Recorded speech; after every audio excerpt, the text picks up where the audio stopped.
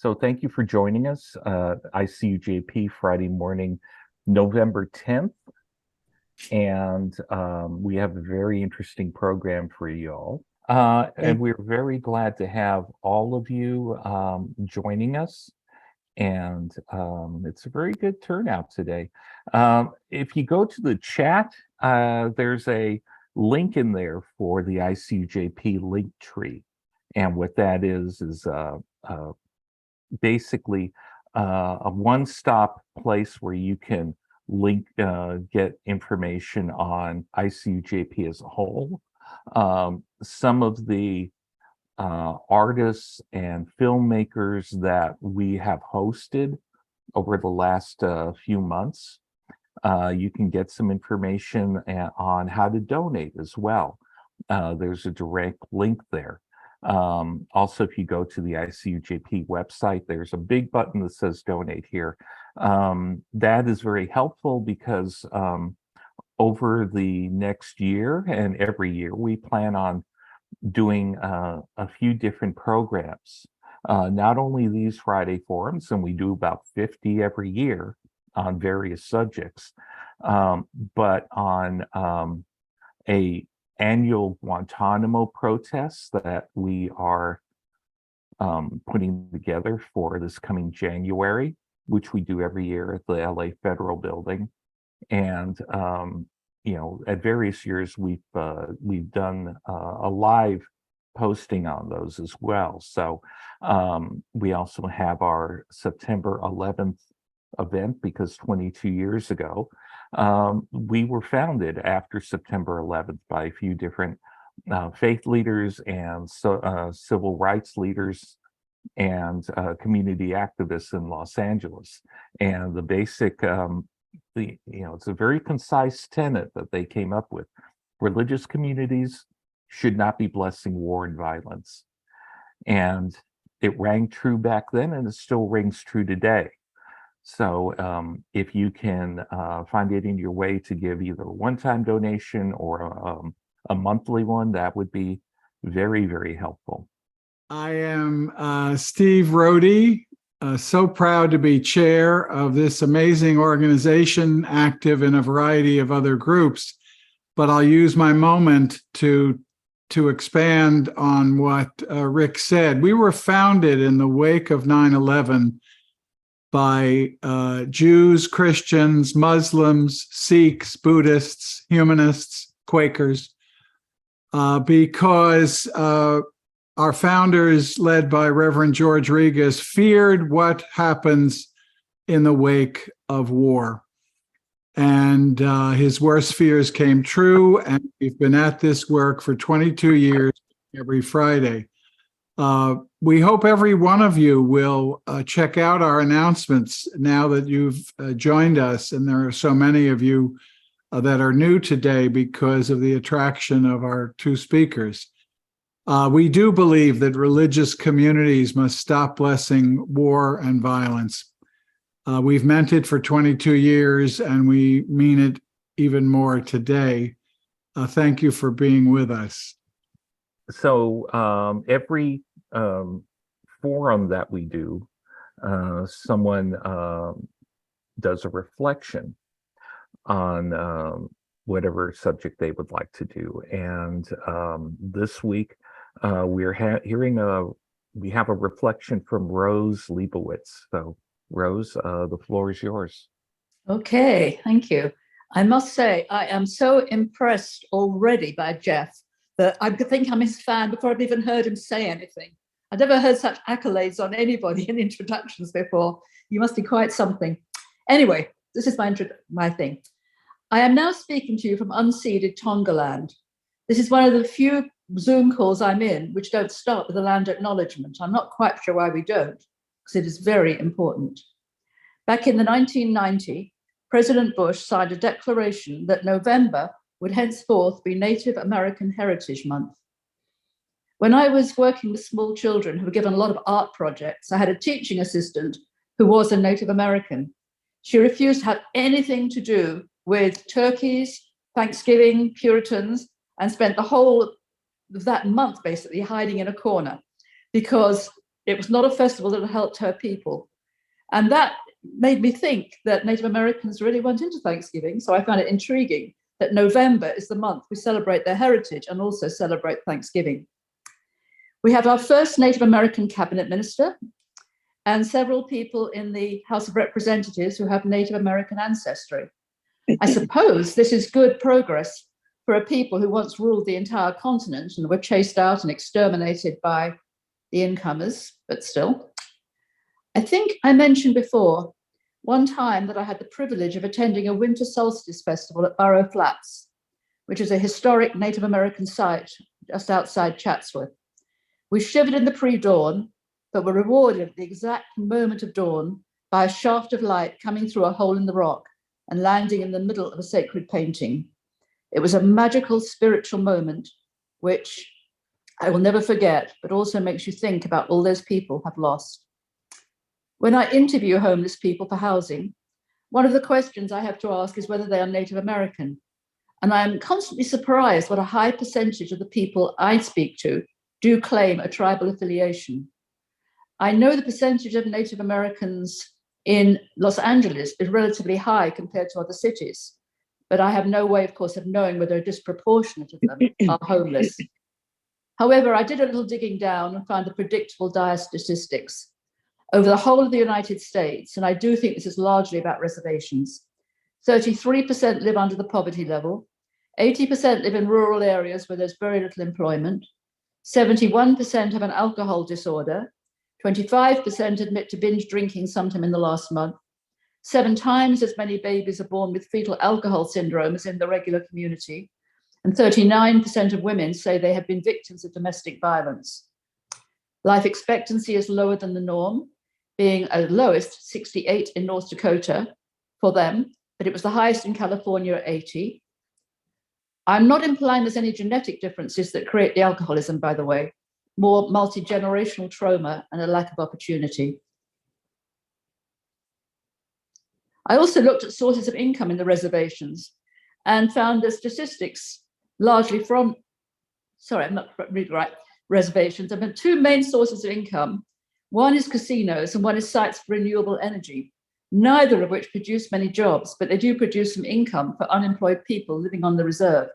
The article I said was kind of saying that that links with the alcoholism and everything else.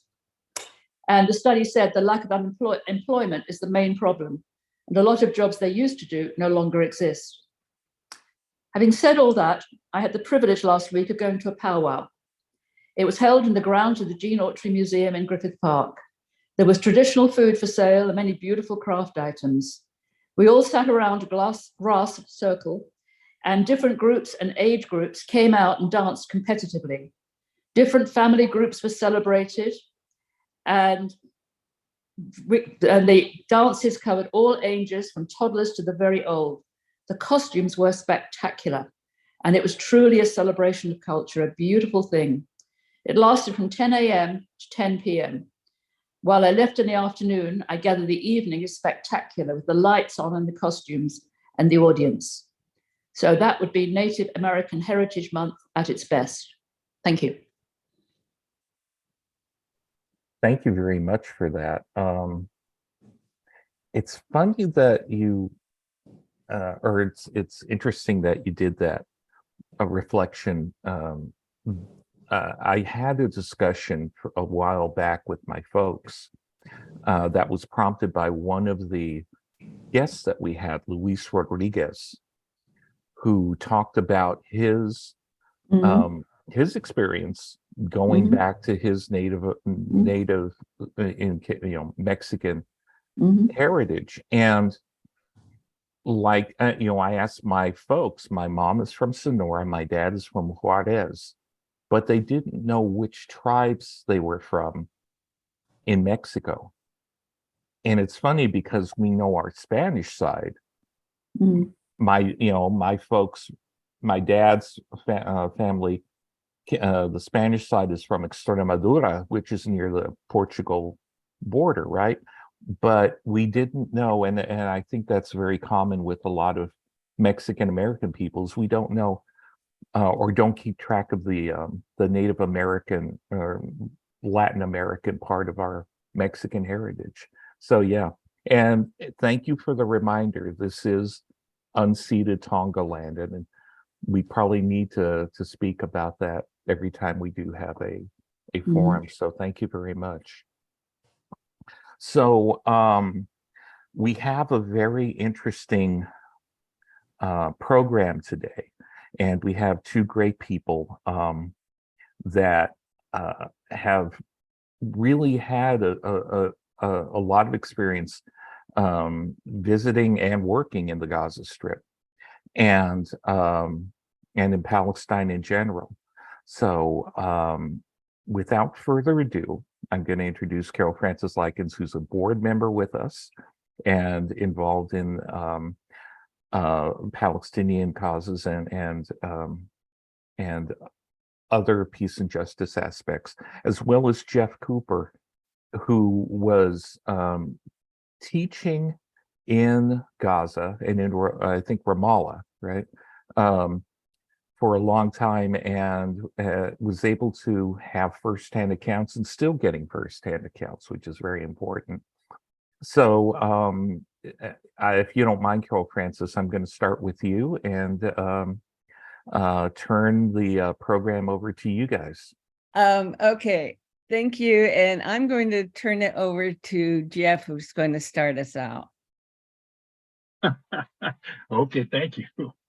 My name is Jeff Cooper. Start timing myself. I'm only going to take 15 minutes and then give it over to Yasmin for the last 5 minutes. Well,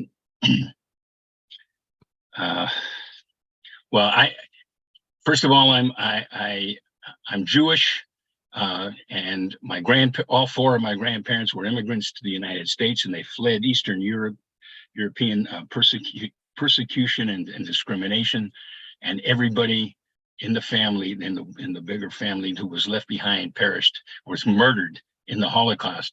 And what I learned from my parents, that the person I am comes from my mother and father, who were always taught me to love and always instilled in me the idea that we're all human beings first.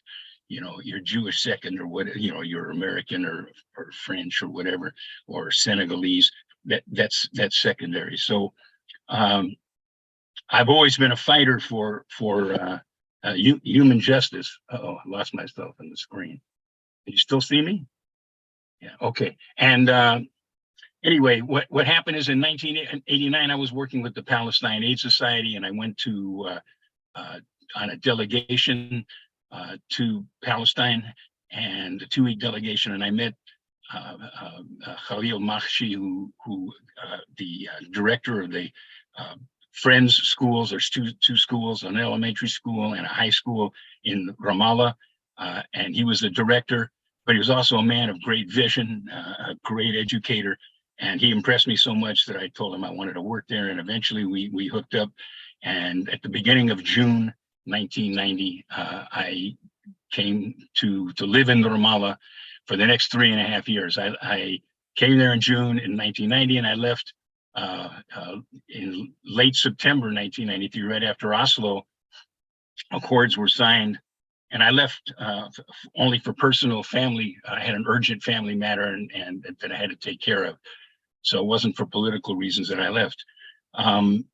I worked there as a director of an educational non-governmental organization, an NGO, and working with Palestinian teachers, K through 12, in all 3 educational sectors: the private sector, which was controlled entirely by the Israeli military.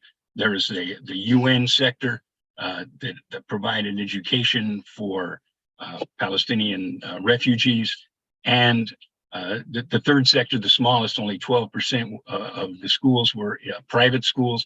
The Friends schools was a private school, and private schools are located just about 12% of all the schools and students. And we were located, the private schools were located primarily in the Ramallah and Bethlehem. And that's all I really need to say about myself. I've got a lot of things to say, and I won't have time to say them, but let me just start out by saying that I'm very sensitive to language and words and the word occupation. People all talk about Palestinian occupation. Well, that word, most people don't grasp the full intensity and the brutality of what a military occupation is until you live it. And let me say this, that until I moved there, those that know me know that I read, or at least used to read a lot. And I read so much about Palestinian history and what was going on in the 1970s and in the 1980s. Nothing that I had read prepared me for what I saw the first 3 days that I lived in Ramallah. Ramallah then was a town. It's a city now. It was a town then, and I lived in the old part of that town, and I had wonderful neighbors. And the wonderful thing about my experience is I didn't have a car, and I had to walk to work every day and walk home every day. And those of you that we all drive, I think. And imagine if you worked in downtown Los Angeles and you drove there every day and drove home. And then imagine if you lived on 8th Street and you walked on 8th and, let's say, Grand, all the way to 1st and Grand, what you would see that you wouldn't see if you were driving. So every day on the streets of Ramallah, going to work, and not so much going home, because I went home late at night under the cover of the fog, so nobody no military would stop me. What I saw every day just stunned me, and I saw something almost every single day for 3.5 years. Okay, and let me just give you the first three days there, just to give you an idea. I move in, and the first morning I'm walking on the main street to the Friends School, and I had lunch with one of the teachers who lived across the street from the school, in a house that was owned by the school. And we were sitting on the porch eating, and this 12-year-old, looked like around a 10 or 12-year-old kid, jumped over the fence and started running. And then there was this man running after him with an Uzi, and it was a Jewish settler. And when he caught the kid, he just started beating the holy hell out of him. And so I got up and screamed at him to stop, and he turned around, pointed his Uzi at me, and told me if I didn't shut up, in English, he told me if I didn't shut up, he would kill me. Well, so I sat down. That was the first day. And he took the kid, he took the child and left. And we don't know what happened. His parents wouldn't have known what happened to their child when he didn't show up at home in the afternoon. And what I call that is, that's number one, that's kidnapping. And secondly, if you don't know where the child is, I would call that a hostage. So we had hostages taken all the time, and nobody, of course, you didn't read about it, and nobody in any Western government would say anything. Okay, that was the first day. The second day, I'm walking, and about 30 feet from me, not any more than 30 feet, everybody's walking, and all of a sudden, a military Jeep, or in this case a lorry, pulled up, and this huge soldier jumped out, grabbed these two teenage girls, yanked them into the back of the lorry, and started moving down towards me in the street. And so when the lorry went by, I looked back in, and the lorry has a tarp over the top, but in the back you can see in, and he's pounding them, and they're screaming in pain. And you look around, and everybody on the streets, all the Palestinians, are just frozen. I mean, that's what happened when these kinds of incidents would occur every day. The third day, I was walking in almost in the same place, about 40 feet in front of me. This man jumps out, because you're not really thinking about what's happening all around you, but you learn to become very sensitive day after day and start to look everywhere. And this man jumped out right away and blasted away, shot this looked like late teen or in his early 20s. He shot him to death, jumped back in the car and took off. So that's an assassination. And here we would call it an extrajudicial killing. Okay, so those are my first 3 days there, and nothing had prepared me mentally for that. Okay, so what was the situation in Ramallah? And I worked, by the way, I worked as, I don't know, something jumped up on my screen. I don't know. Anyway, I worked as, when I went to work for Khalil, I told him, look, if I'm going to be talking to teachers every day about education and how we can improve education and protect education, I need to know what's going on in the classrooms. I need to know what a teacher experiences. So I told him I would work as a teacher teaching one class at the high school in English, because we had a lot of Palestinian American students. I would teach that class in current world history. And this way I would have a feel for the everyday experiences that our teachers who I'm going to be listening to have. And so he gave me that class. And so that's why I taught one class for over 3 years there. And I also wrote newsletters. I wrote a newsletter for the educational network that I directed. I was the director of it. And he asked me if I would mind writing the Friend School newsletter that goes out to Quakers all over the world. And I said, sure. So they were both quarterly newsletters. And so what I'm going to do right now is just tell you what the situation was like in Ramallah, just very briefly. In terms of the military situation, you had soldiers on rooftops every single day, not only in the commercial areas, but in the residential areas. And I'll say what that means in a moment. But you also had soldiers on foot patrols every day, and sometimes at night, but mostly during the daylight hours. And the soldiers on the rooftops would leave at night after they defecated all over the rooftops and urinated everywhere. And some people said, and I saw they shot holes in the water tanks on the roof that people used to bathe and to drink water from. And what I was told, I never actually saw it, but they shot the holes in the upper part of the tank, not where the water was. And I was told they urinated inside the water that the people drink. And it wouldn't surprise me seeing the behavior of the soldiers every day. Okay, and the third military presence, rooftops, foot patrols, and then you had jeeps and lorries that rode up and down the streets. Again, not only in the commercial areas, but in the residential areas as well. And by the way, where I lived, the street that I lived on was more like an alley, what we would call an alley here, really small. So it was easy for me always to sneak across the street during curfews and visit with my neighbors, or if they needed something from me, it would be easy enough for them to just quickly slip from one side of the street to the other. Okay, now one of the major aspects of the occupation was that Israel did not use the taxes.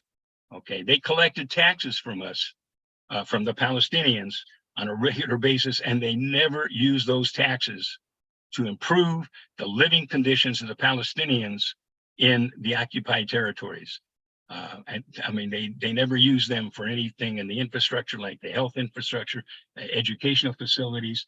And all of this is violations of international law, which is just wasn't in effect at all. Okay. I lived there during the first Intifada, which was means an uprising, a shaking off of the occupation. And I want to say, in case you don't really know, and I want to emphasize that it was not only centrally organized, but it was nonviolent. It was, even though the media here presented it as violent. I mean, you saw some kids throwing rocks. Okay, and that was about as violent as it ever got. And the kids, those are extemporaneous, actions. Kids didn't get together and plan like, oh, tomorrow we're going to throw rocks. Okay, it was usually in response to something that the Israeli military did. Whereas the work I was doing, and with all the people I was working with, we were working night and day behind the scenes in offices and meeting. And our work was nonviolent, and it was heavily planned. That part was never transmitted by the media, the Western biased media. So it was a nonviolent mass civil uprising against a violent, lethal, and destructive military occupation in the West Bank and Gaza. And it lasted from December 1987 to, let's say, the signing of the Oslo Accords, which would be September 13th, 1993. And it involved Palestinians, hundreds of thousands of Palestinians who from every sector of society, all ages, males and females, especially females. That was one thing that was noticeable, is females were in a lot of leading positions, and that was something that was new, at least new then, although back in the 20s and the 30s, women were involved in the struggle. So it had males and females, everybody of all different ages, all sectors. And it also included Palestinians who had never had any experience in organized political activities. And what were our tactics? The tactics, when I say of the Intifada, was civil disobedience, and people stopped paying taxes to the Israeli military because it never used the money to address the needs of Palestinian communities. The unified leadership called midday strikes, usually 3 to 5 days a week, so that at 1 o'clock every day, or at least 3 to 5 of the days of the week, everything would stop. All the shops would close except the pharmacy, and everybody would go home, and all social activity, all business activities, everything stopped. It was a way of saying to the Israelis, we're controlling what we do here. And so everything shut down at 1. But I had a lot of work to do, so I stayed at the school every day, and I stayed until it got dark, because if I had gone home before it got dark, I would run into a military patrol, and then they would be really rude and violent and want to know, what am I doing out?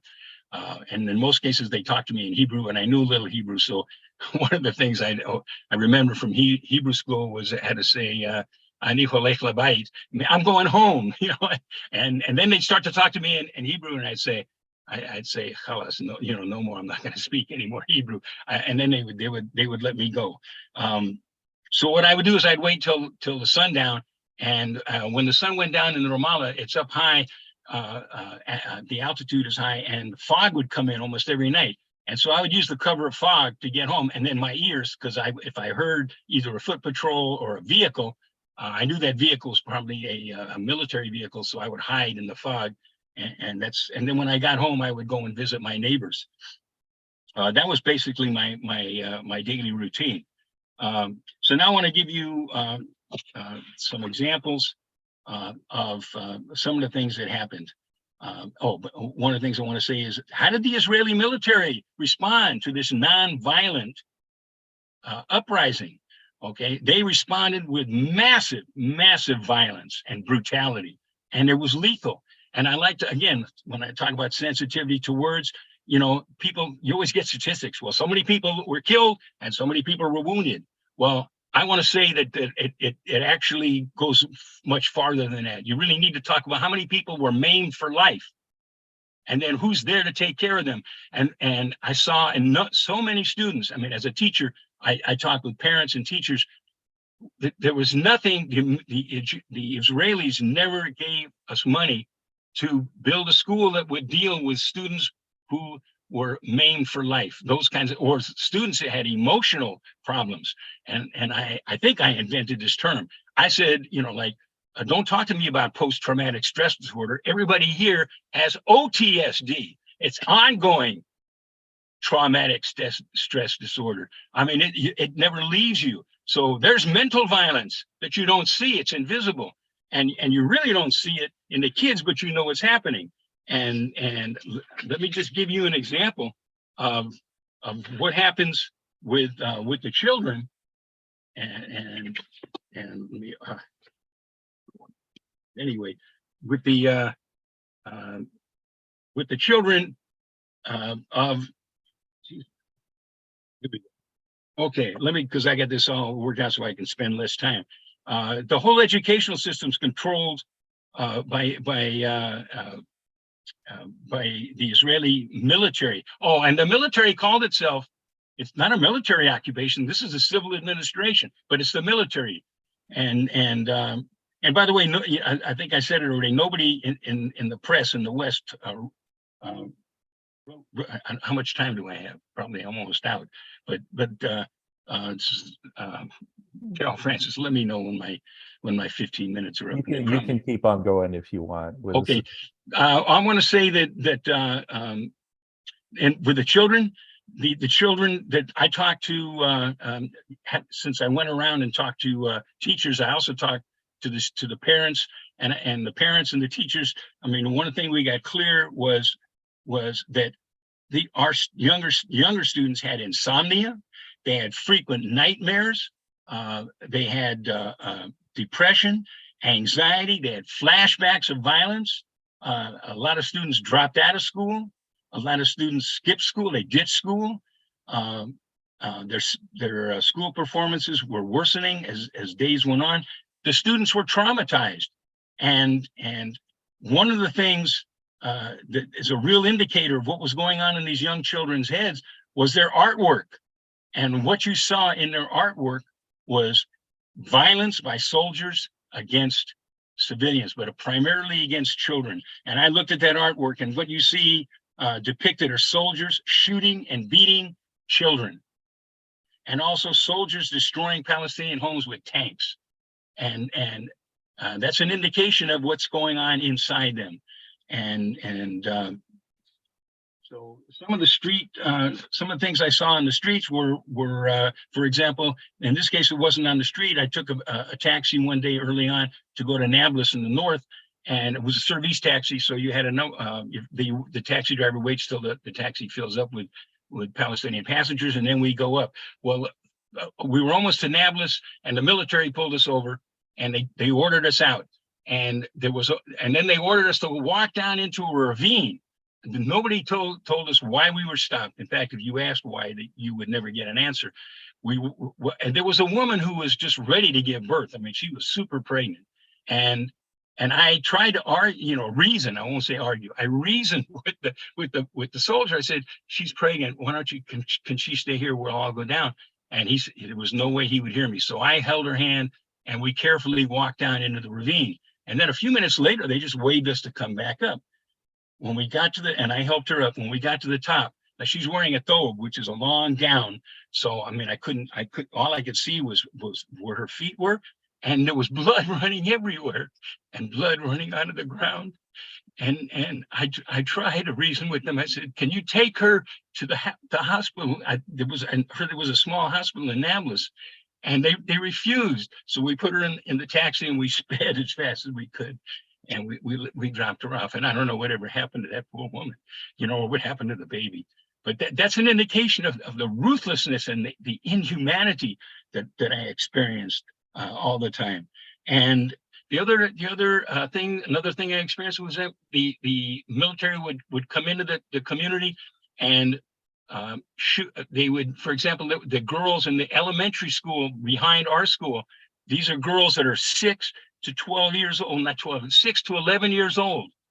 And they were out picketing in front of their school, and it was nonviolent, it was orderly, and all of a sudden, all these military vehicles come pulling up, and they started beating up the girls. And so a lot of the girls ran into the classrooms, screaming. And what did the military do? They did the only humane thing that the Israeli military did. They shot CS gas, and I say it's CS gas, otherwise known as tear gas, and I never once teared up. That CS gas, with the way it affected me and others, is you can't breathe. You can't breathe in and you can't breathe out. And you grab your chest and you start choking. And the instant reaction is to get as far away from that gas as possible. And so they shot the CS gas inside the classrooms where the girls had fled. And on the canister, it says lethal if used indoors. And it also said, MFG in someplace in Pennsylvania. And the only reason I ever brought one of those home is I didn't want to get stopped at the airport with an empty CS canister. Okay, so that's one thing they did. They arbitrarily stopped cars that were driving through Ramallah. And it always amazed me. They would stop the cars, because I would see this when I'm walking, and they would say something to the driver. And next thing you know, they're bashing in the windows with their rifles. And they seem to love to bash in the left on the driver's side, the side view mirror. And then they would wave the person on. And I said, well, why'd they stop him in the first place? And the reason I'm asking that is I saw it over and over and over again. They didn't arrest the person, but it was an intimidation that they had. And also, since I probably don't have much more time, we had At least twice every month we had curfews, and and we had military closures, and we had school closures. They closed our schools for the first 2 years. Our schools were closed 95% of the time. We only had a few weeks when schools were open, if you read it in the data. But what the data doesn't tell you is if you have a curfew, you can't go to school anyway, because under a curfew, strict 24-hour curfews, nobody can leave the inside of their home. So that when women would go up on the rooftop to hang their clothes, because the Palestinian homes didn't have washers and dryers, so women had to hang their clothes, and they didn't have these huge balconies. They had to go up on the roof. Well, if when women went up on the roof in the Ramallah to hang their clothes, the military shot them or shot at them. Both, in one case they shot and wounded a woman, in other cases they would shoot at them. Okay, during curfews, again, nobody can leave the house, and during extended curfews, people are hungry, they run out of fuel, and let's say about every 3 or 4 days they lift a curfew, and people there in Ramallah either have no, and I visited so many homes, they either have no refrigerator, or they have small refrigerators, so they can't keep food. So that's why the women go shopping for fresh vegetables and fruits almost every day. Okay, and they don't have indoor heating. I mean, they don't have some type of heating system, electric or gas. And so we lived and heated ourselves with either kerosene, butane, or propane. And my closest friend neighbor had a brazier, a little container that he used to put chopped up wood in, and he would light it on fire, and that's how they kept warm. But during an extended curfew, and some of these curfews would last 10, 20, 30, and during the Gulf War, we were under strict 24-hour curfew for 41 straight days. Okay, and they let us out about every fourth day. Now, when I say let us out, they made it clear that no males between the ages of 12 and 45 were allowed out. Okay, so since I lived alone, I ran out of kerosene, and then so there's only one gas. There was only one gas station in Ramallah, and you end up waiting in these long lines, and you only have about 3 hours, a 3-hour window. And sometimes you wait for 2 or 3 hours, and they run out of kerosene. So you've been waiting there, and you don't get kerosene. And at that time of the year, it was raining, and so you might be standing in the rain. Oh, okay. And the other thing that I saw, I'm jumping all over, was this wasn't curfew. This is just in regular. You'd be walking down the street, and you go into the area where they sell food. You know, think of your markets today, these street markets that we have in the city. And, you know, you set your fruits and vegetables on a tabletop. Well, the military would periodically come in and overturn those tables, and fresh fruits and vegetables would be all over the streets, and they'd stomp on them. Now, why would they do this? It's just, there's some type of perverse pleasure that they got out of it. And I think I've taken too long. So let me just introduce you to, and that's only a taste. That's only a taste. Oh, just one other thing. When they talk about school closures, they closed all West Bank schools, kindergarten through grade 12, all of them, for, like I said, almost 2 years solid. And the few weeks that the statistics say they were open, that doesn't mean that they were open, because if there was a strict 24-hour curfew, it wouldn't show up in the data. So you may not be under school closure, but you can't go to school because you're under curfew. So when they did lift the curfew the few times, they would only lift it for a few days and then close it again. We didn't have like a week straight when we were back in school. Imagine what that means for the students. Imagine what it means for the teachers. Imagine what it means students who are learning addition and subtraction. They lose that long of a closure.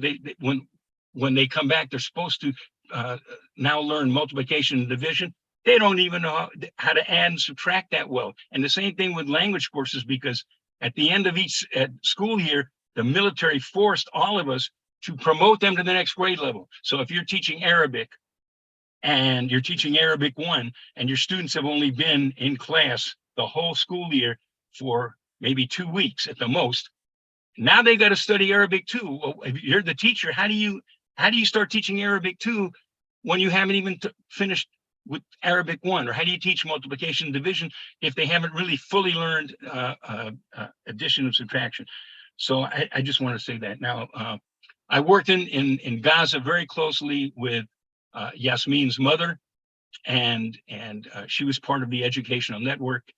She was my main contact in Gaza, and her daughter Yasmin and I. Well, she was a little tiny girl then, and her sister Aya and the other children.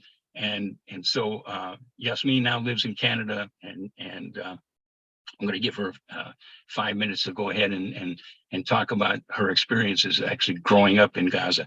Thank you all for your patience, and I know I went over.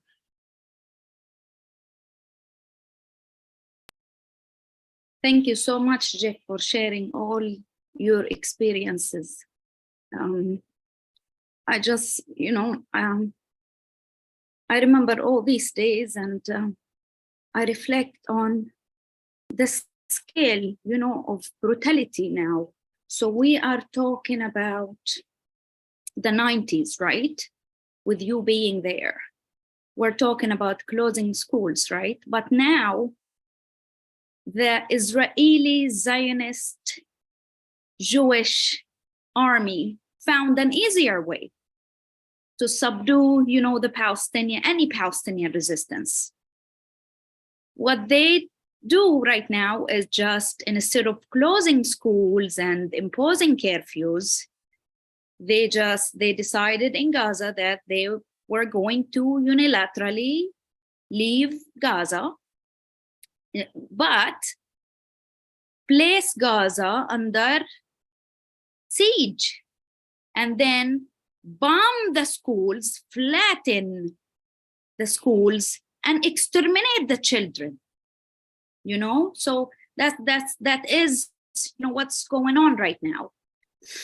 So I just want to go through quickly two points, about what's going on. And I survived, the attack on Gaza in 2008, 2009. The second attack, massive attack, also bombarding Gaza in 2012. I also survived that with my family. So right now we're talking about massive extermination of the Palestinians. We're not only talking about, an apartheid regime that has been going on for decades in the West Bank, separating, both the West Bank and Gaza, siege on Gaza, but also dividing, the West Bank into more than 200 ghetto units, right? Where Jeff talked about, some of the things that he witnessed, but also the daily killing of the Palestinian people and children, especially. We also see that this is now. So let me just talk about this thing about peace, okay? Because I hear a lot of people who keep talking, especially the different organizations that they claim they support the Palestinians. They talk about peace all the time. All I hear as a Palestinian is neutrality. As an indigenous Palestinian who lived my whole life in Gaza, who survived massive attacks, who lived under the siege in Gaza, who saw my people murdered in cold blood. All I hear when I see people talking about, we want peace, why don't people get along? Well, I see that there is an issue in identifying the root causes of what's going on in Palestine. We don't need to lecture the Palestinians on peace, because the Palestinians have been making peace for decades with their own oppressor. And what's the result? More killing of the Palestinians. As we can see, the manifestation of the maiming of the Palestinian geography and the maiming of the Palestinian body on daily basis. So it's important for me, as a Palestinian, as an academic, that to assert that the language, to assert the right language that we need to use. When we use terms like conflict or even war, it's not a conflict. This is not a, we have to be honest. You know, if we want to help Palestine, if we really support a just cause like Palestine, we need to be very specific and clear and name things as they are, of what they are. What is happening right now in Gaza is not a war, it's not a conflict, it's a genocide. And let me tell you, it's a Holocaust. Gaza is actually a big gas chamber that the Israeli military is throwing all these bombs that are estimated to be, thousands of these bombs are now estimated to be half of a nuclear bomb in the most densely populated area, which is Gaza. 2.2 million are living there. Dropping phosphorus bombs, exterminating them. We're talking about this massive extermination of the Gazans right now. And we're talking about survivors who may be still under the rubbles, and survivors who also starving because they don't have any food. And what are the peace organizations doing right now? I'm sorry to say that, but this is, you know, your work needs to be focused on the root causes of what is happening. Colonialism, that's what it is. It is not a conflict. The state of Israel was established in 1948, ethnically cleansed the Palestinians. Okay, and now they are trying to complete these stages of ethnically cleansing the rest of Palestine. You see, moving the people, they are trying to get rid of the as many Palestinians as they could by killing them. And they are trying now, whoever is gonna survive, let's push them now to Sinai and then annex, you know, Gaza. So it's part of Israel. So very important, you know, the language. And since Rosa also reflected on the Indian, you know, the Heritage Month and the Indian Americans. So my question is, do we need to wait and see that most of the Palestinians are exterminated, and then from afar say, oh yeah, we actually supported Palestine, but what can we do? They are now exterminated like the Indian Americans. And let's now maybe talk about, maybe started to recognize that the land that the Israelis are living on is a land that belonged to the Palestinians who were exterminated. Okay. So, yes, me? Yeah. It's fine. Thank you. Yeah, thanks. But I need to say one other thing. One of the things is that Israel has imprisoned Palestinians mentally, okay? And you escape only when the military or the settlers kill you, or you emigrate. And so you've got three choices. One is to die, become part of Israel's ongoing campaign of genocide, or you have a choice of emigrating, that is becoming part of the ongoing campaign of incremental ethnic cleansing, or the third choice is to resist Israel's terrorizing and lethal military occupation and allow your self-identity to dominate your behavior. Yeah. Carolfrances, it's all yours.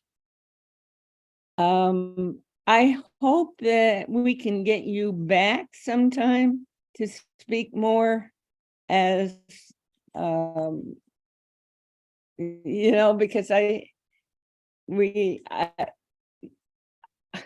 have been asking, when are we going to start talking about genocide? And then this happened. I'm going to walk through how hard it's been to get to where we are now, where we can actually talk about Palestine, just so that you can see what's been going on to Palestinians for, I'm 75, I was born in 1948, the same year as Israel. So what's been happening to Palestinians to 75 years plus, and why it's been so hard, no other country in the world could be as violent and kill as many people and get away with it and break international laws and international agreements and get away with it as much as the state of Israel, because everybody was afraid of saying, I don't want them to say that I'm anti-Semitic. And so people would hear these atrocities and just say, well, yeah, we can't deal with it, or we can't deal with it till we have more Jews around the table. And then they say, oh, we do have 4 Jews around the table, no Muslims, but we can't deal with it yet. And this is sort of like the history of that, but I'm going to start off with forbidden anguish. So what am I supposed to do with this? These tears, these fears, this rage. So how am I supposed to not feel for her being torn from her childhood, then sealed into this tomb? And now at this very moment, while a bird sings out my window, she's being pounded, beaten, her grandchildren ripped from her arms, slaughtered from the sky, while I'm told, must just buy into this cotton candy kingdom that's supposed to be my life. I'm told, should swallow the excuses shoved into my face to soften their disgrace. I'm warned not to offend, not to hint at the end of the dream built upon the nightmare of her life. But no, I will let it out. I am going to shout her name. Gaza, Gaza, Gaza, Gaza, Gaza, Gaza, Gaza, Gaza. I was raised in a sheltered, mostly lily white Los Angeles neighborhood in the 50s, learning very little about the real world outside my space. Then one day, a boy in junior high said that he was Jewish and he had just read the book Exodus and that Jews were going back to their land and reclaiming it. I mentioned this to Mom when I got home and she said, I think the Arabs should have it. Unfortunately, I didn't ask her what this meant, and I was just totally baffled. What did the people of Aladdin have to do with this? We're told to always look on both sides of every story. I found the Palestine-Israel issue bewildering because it seemed very complicated until one day a young Mohawk with the American Indian movement told us, I support Palestinians because their story is the same as ours. And suddenly I got it. It isn't complicated at all. I came to see that there really are 2 sides to the Palestine-Israel question, the right side and the wrong side, the colonized side and the colonizers.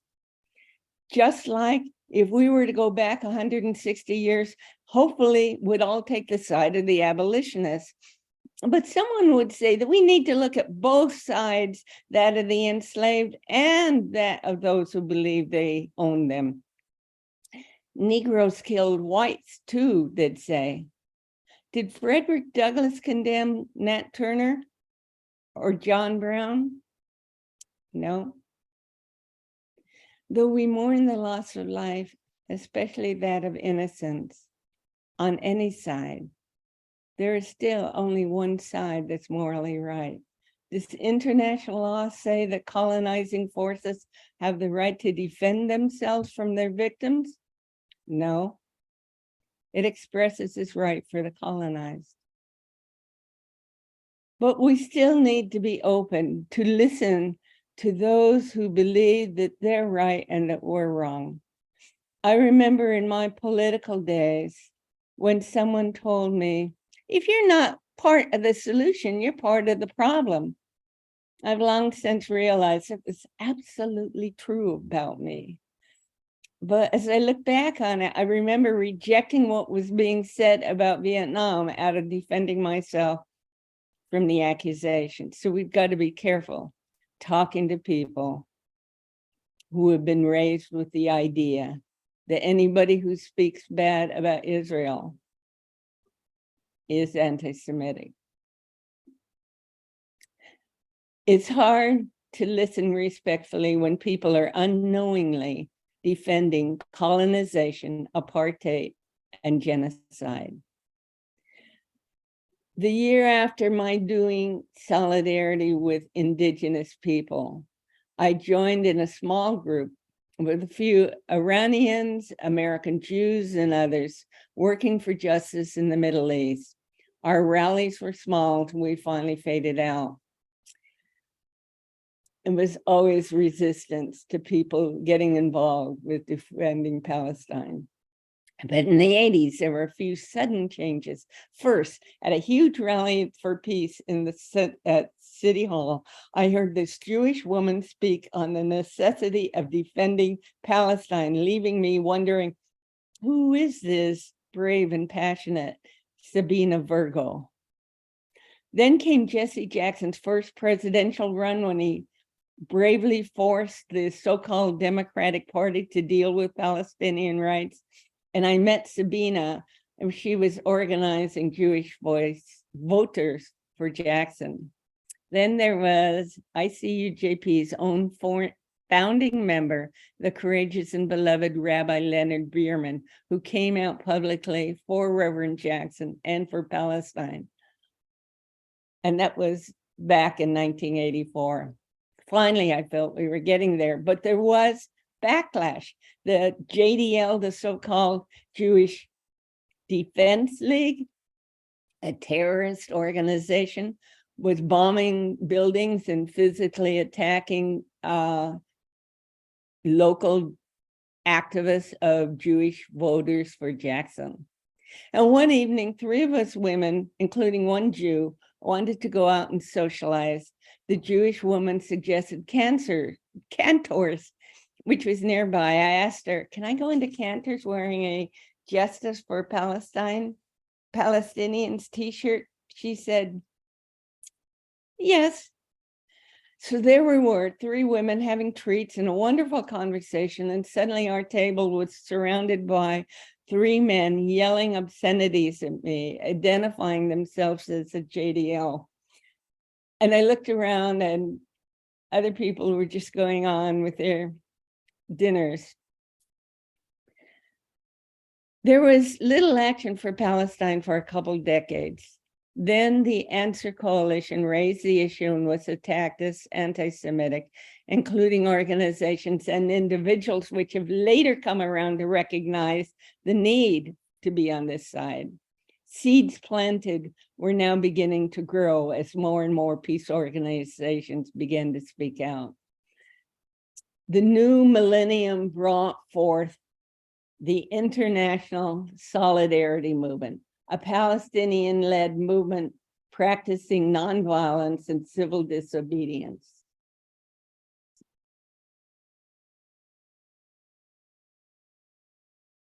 Palestinians had most often practiced nonviolent resistance from the beginning of the conflict, but this was one in which they invited internationalists to join them.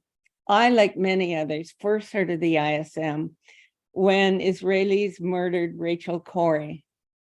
Most likely the Israeli government thought that by letting a bulldozer run over her and refusing to prosecute the driver, and with the US government refusing to protest the murder of one of their citizens, they would scare us out of ever considering joining the ISM, but just the opposite happened. The following year, I joined Freedom Summer 2 with hundreds of others from around the world.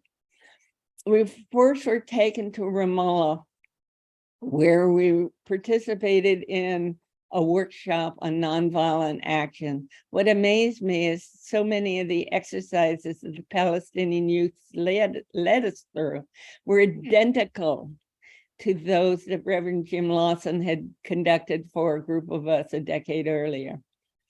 That is, until they got to the point of showing us the weapons that the Israeli army it was expected to use against us.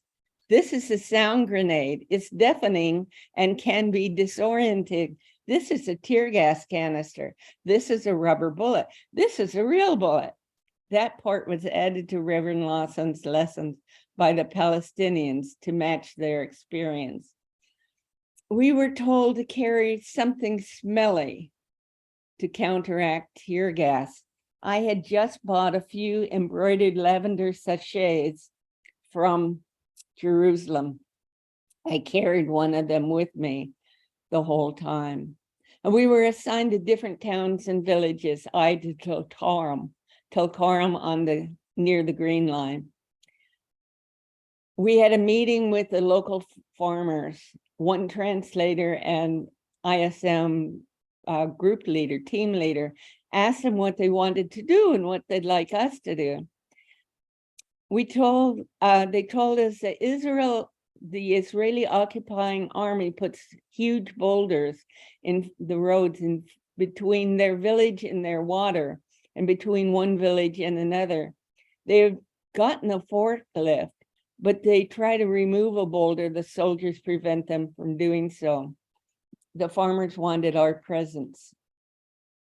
When they were asked whether they would let Israeli peace activists join, only one man strongly objected, but several others spoke up for the activists, and they voted overwhelmingly for acceptance. It occurred to me stunning that as much as they suffer from the Israeli military and settlers, they know the difference between Israeli individuals and the occupying forces. The next day, with some international media joining us, we watched the farmers as they moved this giant boulder from their road and let it roll down the hill. It occurred to me that Israelis could put it back whenever the internationalists were gone.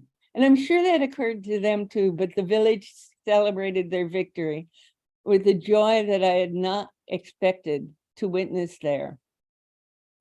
And if you see the photograph that was included in the piece that was sent out to you about this event, the pictures of children just smiling and laughing and raising their fingers in V's, that was from that celebration. The other major event of my short stay was a huge march of thousands of Palestinians. We were invited to the march, and we were placed behind a Boy Scout troop. Suddenly, as we waited for it to start, the Israelis attacked. Their excuse was that Israeli activists allegedly threw a hatchet. I don't know if that actually happened, but it's not right for the soldiers to shut down a whole march because of the alleged action of one person. But more important is that Israel has no right to even be there. It is against international law for them to be there, let alone shooting any kind of weapons into the crowd. I had my embroidered lavender sachet to counter the tear gas, but I saw Palestinian women handing out onions from their gardens to the internationalists. And as they were rushing for homes around us, they directed us into shops. As we retreated, I saw the Red Crescent medics running with a bloodied body on a stretcher. In the shop, the shopkeeper calmly picked up a silver atomizer and sprayed perfume into the air and went back to business. It struck me how, as an Italian Jewish couple next to me fumed about this being done in their name, the Palestinians continued his business as if this was nothing out of the ordinary. It wasn't. There were weekly nonviolent events in a few villages. And if you've seen the Academy Award nominated documentary, 5 Broken Cameras, that was an example. From those to ISM's Freedom Summers and Gaza's Great March of Return, nonviolent action by Palestinians is always met by Israeli violence. The US peace groups too often refuse to condemn it out of concern for not being labeled anti-Semitic, and yet the Palestinians continue. I traveled to Gaza after Operation Cast Lead, which I'm sure you all remember. It was that terrible massacre which inspired my poem, Forbidden Anguish, which I opened with today. I went on a convoy called Viva Palestina. Egypt, Israel's obedient ally, refused to open the Rafah gate for us, which of course they had no right to do and close and to keep Gazans shut in. So we waited in Egypt, riding camels to the pyramid and sending emails home. Our negotiator worked to get the gate opened. Finally, they told us that let us go in, but only could stay for a day. And if we weren't out that evening, would be locked in until the next time they chose to open the gate. So we had a whirlwind tour of the damage done by our tax dollars. We saw demolished schools, including one that had been run by the United Nations. We met a young man whose feet had been blown off, and we were told about how the blockade keeps them from importing wheelchairs. We met mothers who carried their photos of their sons in a march to release prisoners. And we heard how Israel has thousands of Palestinian prisoners, including children, locked up without any trial, any kind of fair trial. Some of our group despaired that our donations, cash, medical supplies, and a suitcase full of teddy bears was not enough. But the Palestinian people were thanking us, not as much for the gifts, but for showing them that the world out here cares. Fast forward to today. I had been asking before this October when we were going to start using the word genocide for Israel's attacks on the Palestinian people. Now we were hearing it all over the world. But did it really take the killing of 10,000 innocent men, women, and children before we could say the word? Do 420 children a day have to keep dying before we mobilize?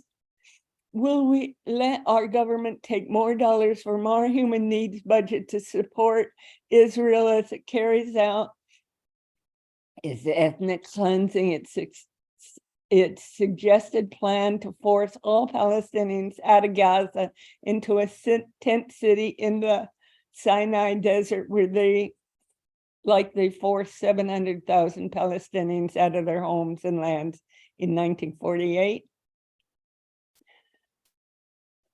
You might think that I'm obsessed with Palestine.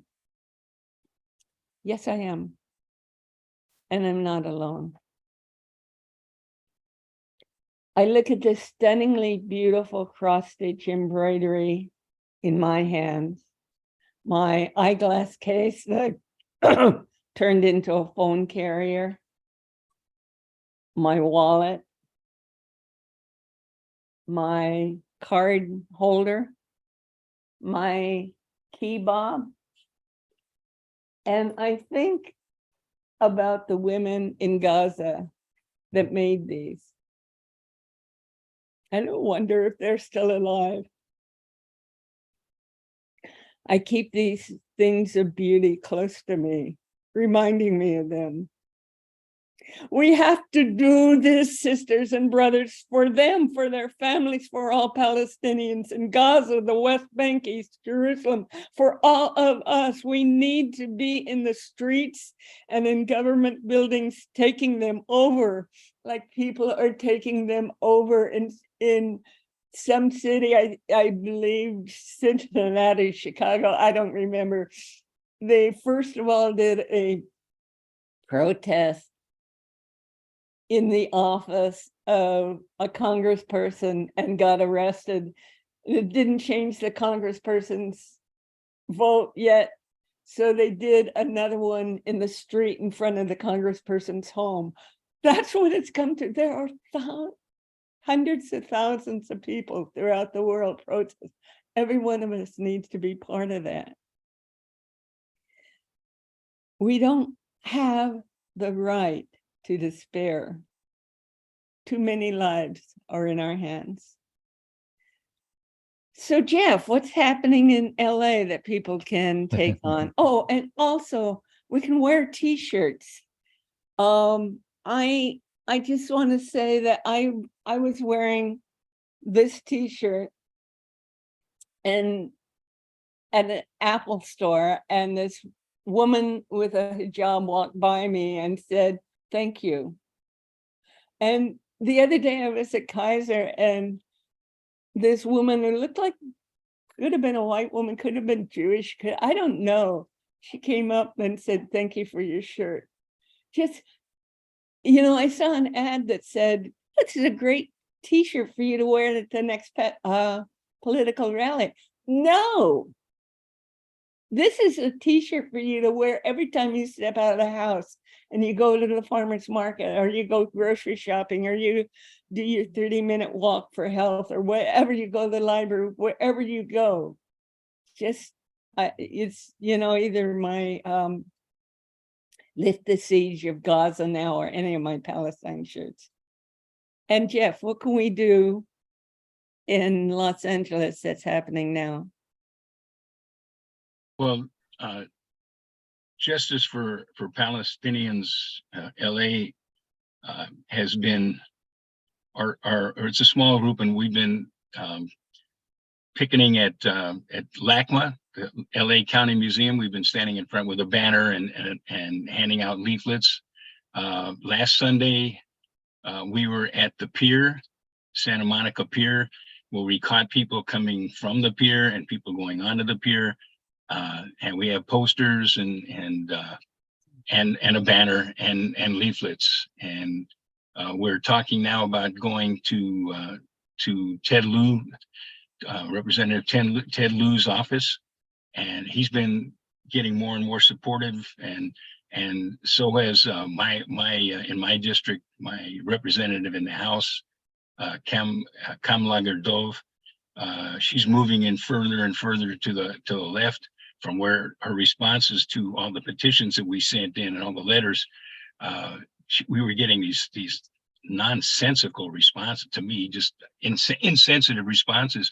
Now she's beginning to, I'm sure she's been getting the same kinds of letters from other Jewish people in the district, and she's now moving in a progressive direction. We just got to keep moving her. So we're thinking about actually going there.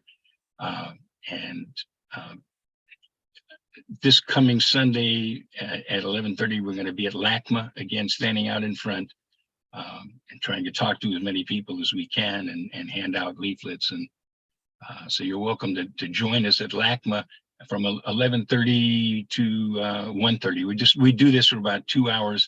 We used to work on the 3rd Street Promenade in Santa Monica, and there just weren't as many people coming up and down the promenade. But we had a massive number of people at the pier. Mm-hmm. Yes, Rick. I also wanted to follow up. There are 2 things that I put in the chat. One from the American Friends Service Committee. Rick, could you speak up a little more? Can you hear me better? That's better. All right. So in the chat, I put 2 things in. One is from the American Friends Service Committee, November 13th, which is Monday.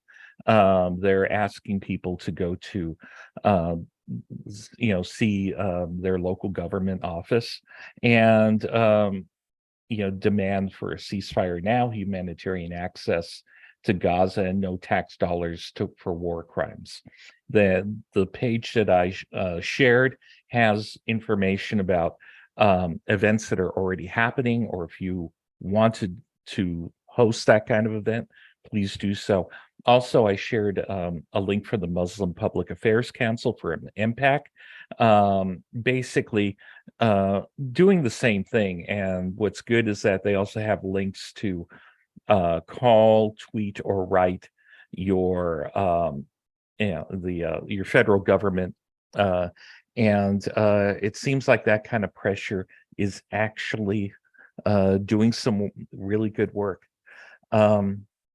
So Jeff, Carolfrances, thank you very much. Can I have some more things I wanted to say, and I know we're running short on time, but this is really important.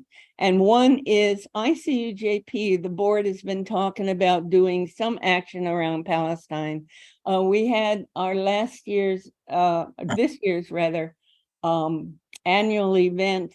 It was on housing as a human right. We made sure we had a Palestinian talking about the work in Palestine as Israel is destroying, making housing as a human right a sham. So two things that we talked about with the board is an interfaith conference on Palestine where we could hear Jewish, Muslim, and Christian voices on Palestine. And another one was a half-day conference on Palestine.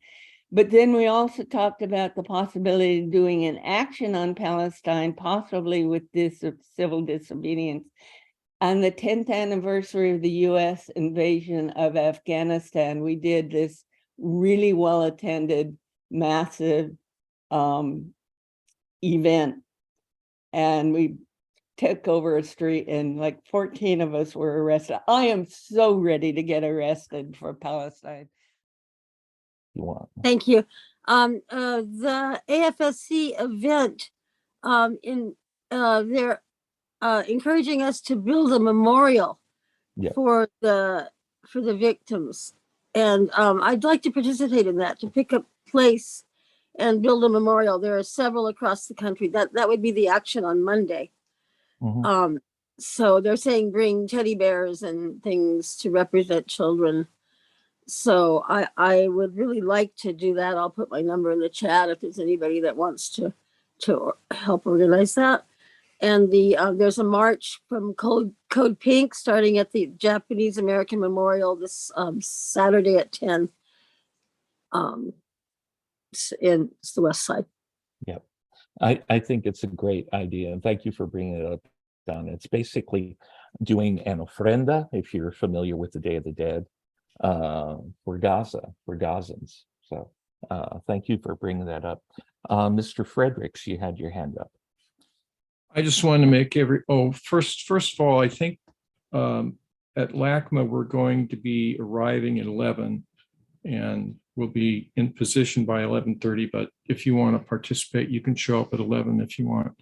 Also, we have Justice for Palestine has prepared 3 very large banners, which we use for banner drops and also in our demonstrations, which would be available to people, and also various posters we've made. They're like 3 feet by 8 feet, 3 feet by 12 feet, and 4 feet by 12 feet with, ceasefire now, stop the genocide, stop the ethnic cleansing of Palestinians, the very bright yellow, red, and black banners. So if other people would like to be able to have those at their actions, then they should contact us. Yeah, and the website for Justice for Palestine LA is in the chat already, right? So yes, that's it's on your browser.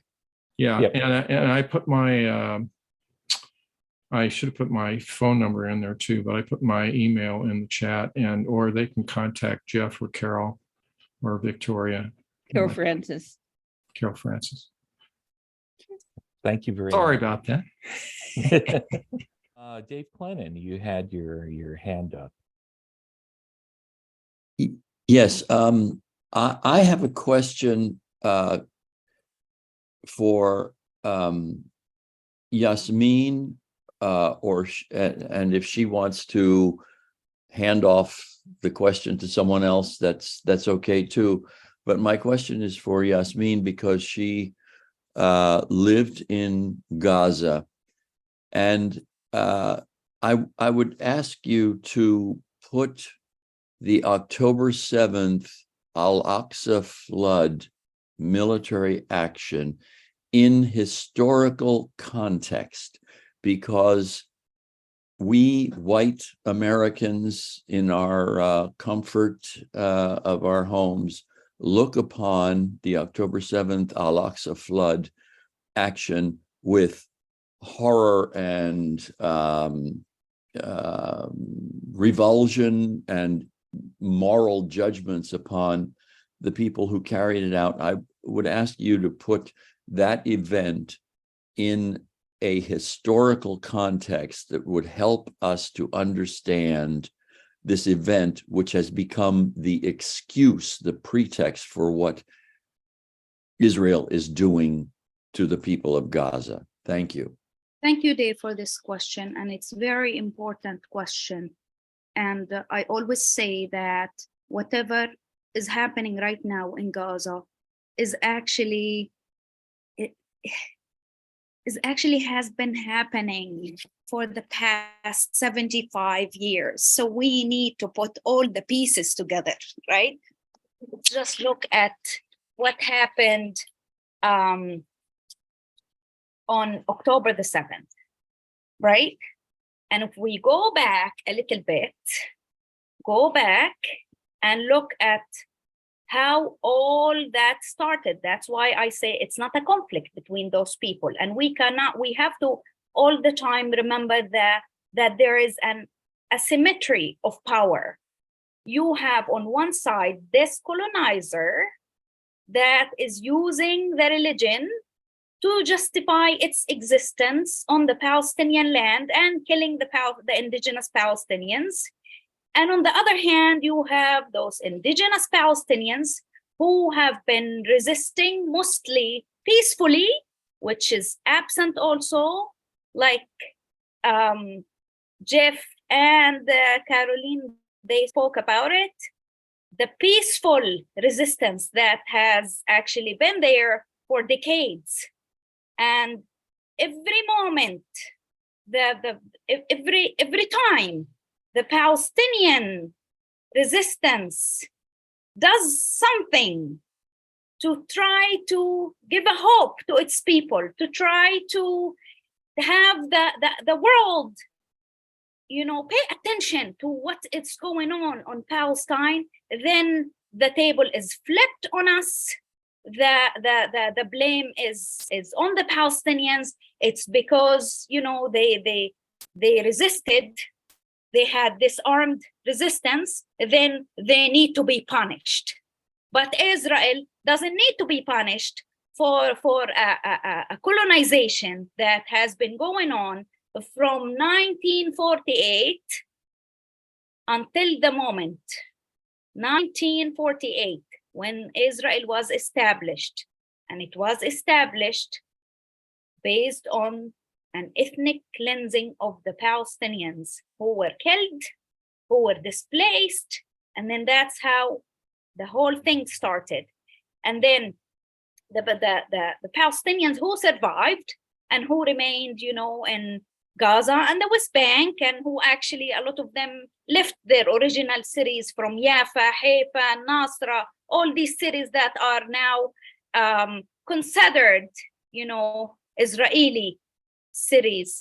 They came to Gaza, to the West Bank. A lot of them also, they are refugees. Millions of Palestinians are refugees in the US, in Jordan, in Syria, and in Lebanon. So we gotta see the whole picture. We cannot just look at, we gotta see, we're gonna look at the past 16 years, if we wanna, zoom a little bit on Gaza only. If some people categorize that the problem is Gaza or Hamas, then let's look at, what Gaza has been going through for the past 16 years. Tight siege. Nobody can leave Gaza. Extensive bombing. from one year to another. Thousands of Palestinians living, in Gaza, in what actually was described by many historians and scholars as the biggest open air prison in Gaza, and nobody is doing anything to break the siege. I mean, I know that some organizations are working, but the action is not there. The lifting the siege didn't happen, and many youth, they started losing hope. A week ago, my uncle in Gaza was looking at, and that's why the reason I talk about, using accurate language to describe what's going on. My uncle was looking for his in-laws, and they were under the rubble for a whole week that they were not able to get them out. And eventually they were able, to get them out, but he was looking at fingers and pieces of flesh, trying to identify our in-laws. Hala, her name is Hala, her husband, her 2 daughters were pieces of flesh and fingers, and they couldn't identify or know if they couldn't see any of their facial, anything. So I'm just gonna, leave you with that to think about. You use terms, and I appreciate it, Steve. Yeah, I'm happy to. Thank you. It's heartbreaking. All right. Well, like everybody else has said, thank you very much, Carolfrances, Jeff Cooper, Yasmin. Thank you very much for your firsthand knowledge of everything that's going on, and thank everybody here for joining us.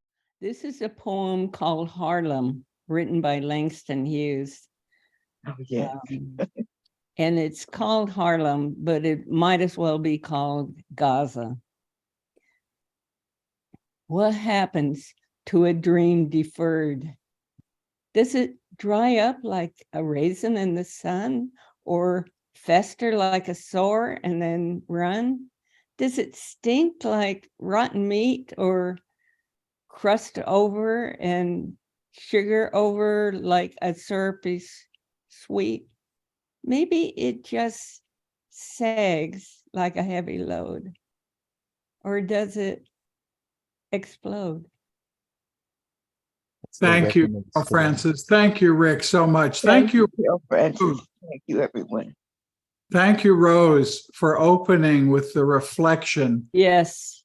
That you may not have realized, or you may have had every intention of realizing how relevant it would be to today's program.